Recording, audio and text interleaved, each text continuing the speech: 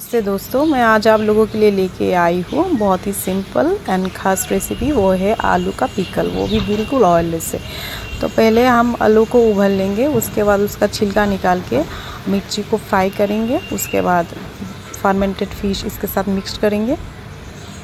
उसके बाद मैंने जो आलू लिया है उसको हम मैश करेंगे।